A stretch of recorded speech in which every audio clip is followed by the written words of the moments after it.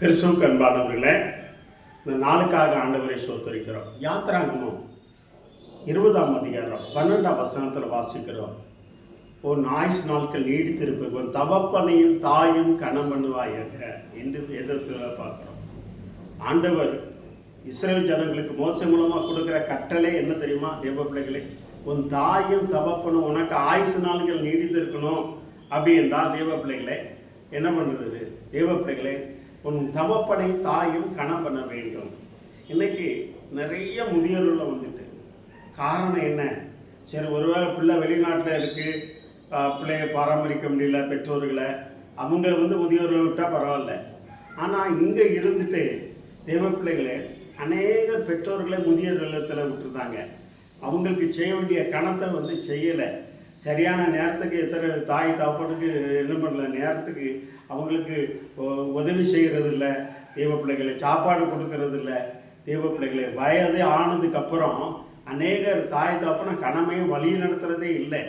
ஒருவேளை அது எல்லா மதத்துலேயும் அந்த மாதிரி காரியங்கள் இருக்குது.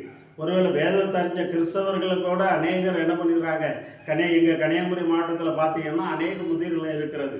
அநேக பெற்றோர்களை என்ன பண்ணியிருந்தாங்க, முதியோர் இல்லத்தை விட்டுருந்தாங்க. தேவ பிள்ளைகளே, நீ நல்லா இருந்து உன் மனைவி பிள்ளைகளை பராமரிக்கும் போது போல தேவ பிள்ளைகளை உன் தாயின் தகப்பனை நீ கனம் பண்ண வேண்டும்.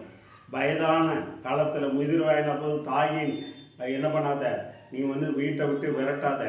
எத்தனை பேர் வீட்டை விட்டு விரட்டுறீங்க? இந்த வார்த்தை கேட்டுக்கொண்டு இருக்கிற தேவ பிள்ளையே, உன் தாயின் தகப்பனை கனம் பண்ணு. உன் ஆயுசு நாட்கள் உனக்கு பெருகும். என்னதான் நீங்கள் கோடீஸ்வரனாக இருந்தாலும் ஏழையாக இருந்தாலும் தாயின் தகப்பனுக்கு செய்ய வேண்டிய கடமைகளை நீங்கள் செய்ய வேண்டும். அவங்களுக்கு செய்ய வேண்டிய கணத்தை நீங்கள் செய்ய வேண்டும். நிறைய பேர் தாய் தகப்பனுக்கு கணம் பண்ண மாட்டாங்க. உயிரோடு செத்ததுக்கப்புறம் கல்லறை கும்பிடுவான், செத்ததுக்கப்புறம் தோசம் கழிப்பான், செத்ததுக்கப்புறம் சோறு கொடுப்பான், இதெல்லாம் செய்வான். தேவ பிள்ளைகள், உயிரோடு இருக்கும் பொழுது நீ தாயின் தகப்பனையும் கணம் பண்ணணும். வாங்கிட்ட இருக்கிறத நீ கொடுக்க வேண்டும். உன் பிள்ளைகளுக்கு என்ன செய்ய அதை நீ செய்ய வேண்டும். அவர்களுக்காக நீ விசேஷமாக எதுவும் செய்ய வேண்டாம். தேவ பிள்ளைகளே, இந்த உலகத்தில் தாய் தாப்பா இருக்கிறது வரைக்கும் தான் நீ பார்க்க முடியும், அவர்களை கனப்படுத்த முடியும். ஆண்டவராய் இயேசு கிறிஸ்து கட்டளையாக சொல்கிறார், உன் ஆயுசு நாட்கள் நீடித்திருப்பதற்கு உன் தாயும் தகப்பனையும் கணவனே என்று சொல்லுகிறார். இந்த வார்த்தை கேட்டுக்கொண்டு இருக்கிற தேவனுடைய பிள்ளைக்கு முதியோர் இல்லத்தில் தாயும் தகப்பனை தள்ளி கொண்டு பணம் கொடுத்தா போதும் என்று சொல்லுகிற தேவ பிள்ளையே ஆண்டவர் சொல்கிறார். தேவ பிள்ளைகளை மத்தையில் ஆண்டவர் சொல்லுகிறார், உன் தாயை தாப்பனையும் துசிக்கிறவனை கண்ணமண்ணாதவனை கொல்லப்பட வேண்டுமே என்று வேதத்தில் சொல்லியிருக்கிறது என்று சொல்கிறார். தேவ பிள்ளைகளே, அங்கே பாருங்க, பழைய கட்டளையில் என்ன சொல்லுகிற நியாயப்பிரமாணத்தில் தாயும் தாப்பனையும் துசிக்கிறவன் கண்ணமண்ணாதவன் கொல்லப்பட வேண்டுமா, சாகப்பட வேண்டுமா. அப்போலாம் இப்படி இருந்தால் எப்படி இருக்கும்? ஆனால் அவங்க கொல்லப்படக்கூடாதுங்கிறதுக்காக தான் தேவ பிள்ளைகளை உங்களுக்காகவும் எனக்காகவும் ஆண்டவராக இயேசு கிறிஸ்து சிலுவையில் இறந்தார். இந்த வார்த்தை கேட்டுக்கொண்டு இருக்கிற தேவனுடைய பிள்ளைகளை, தாயை என்ன பண்ணாங்க, வயதான காலத்தில் அவர்கள் அசட்டை பண்ணாதுங்க, அவர்கள் கொடுத்த கணத்தை பண்ணுங்க. தேவ பிள்ளைகளை, எனக்கு தாயும் தகப்பனும் இருந்தாங்க. எங்களுடைய வீட்டில் 8 பேர் தேவ பிள்ளைகளை. கொரோனா நாட்களில் தேவ பிள்ளைகளே, நாங்கள் எல்லா சகோதரர்களும் இந்த தாய் தகப்பனுக்கு செய்ய வேண்டிய கணத்தை நாங்கள் செய்தோம். அவர்களை பராமரித்தோம். தேவ பிள்ளைகளே, தேவ பிள்ளைகளே, நான் பேருக்காக சொல்லவில்லை. ஆனால் எங்களுடைய கிராமத்தில் எங்களுடைய உறவினர்களில் கேட்டால் தெரியும். தேவ பிள்ளைகளே, அதனால் உங்களால் முடிஞ்ச அளவு தேவ பிள்ளைகளை தாயின் தகப்பனையும் கணம் பண்ணுங்க. இன்றைக்கி அந்த தாய் தகப்பனை எங்களுக்கு இல்லை, ஆனால் நினைக்கிறோம் ஒவ்வொரு நாளும். தேவ பிள்ளைகளே, அந்த தாய் தப்ப இருந்திருந்தால் எப்படி இருக்கும்? இன்றைக்கி தேவனை தவிர இன்றைக்கி நமக்கு வேறு யார் இருக்கா? மனைவி பிள்ளைகள் தானே இருக்காங்க. ஆனால் தாயிலும் மேலான அன்பு. தேவ பிள்ளைகளே, உன் தாயின் தகப்பனை கணம் பண்ணாங்க. தேவ பிள்ளை அசட்டை பண்ணாத. தேவ பிள்ளைகளை, எத்தனை வீட்டில் தனக்கு ஒரு சாப்பாடு, தாய் தப்பனுக்கு ஒரு சாப்பாடு, அவர்களுக்கு ஒரு நல்ல அவர்கள் விசாரிக்கிறது கிடையாது, நல்ல துணி கிடையாது.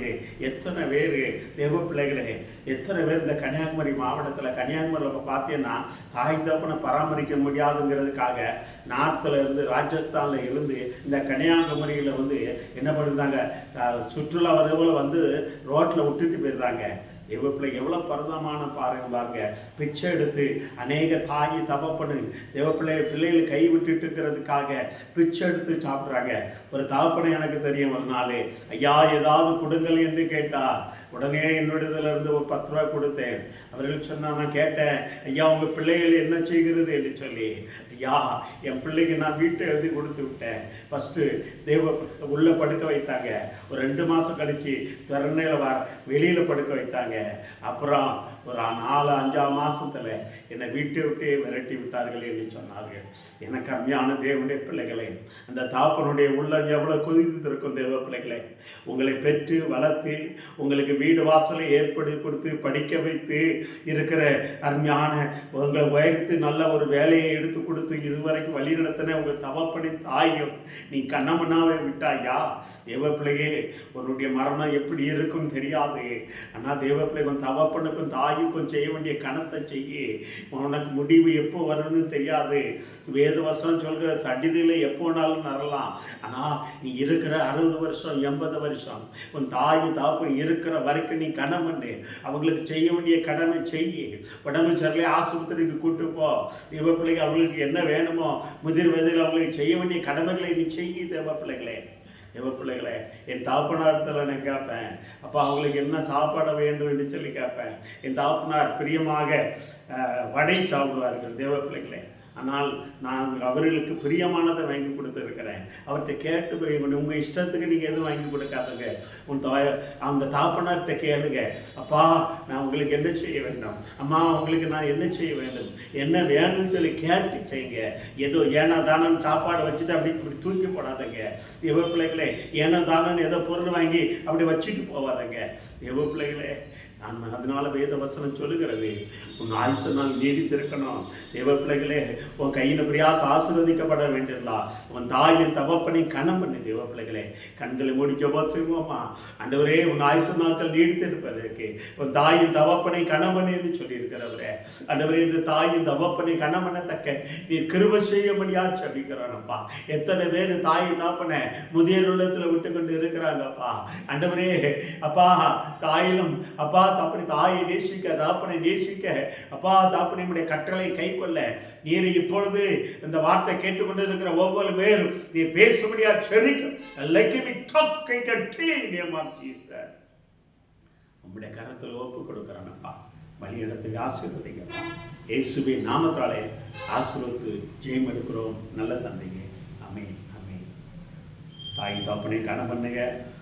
நிச்சயமாக கணம் பண்ண முன்பு அந்த அவங்களுடைய ஆயுஷ் நாட்கள் பெருகும். உங்களுக்கு ஆசீர்வாதமாக கடந்து வரும். God plus.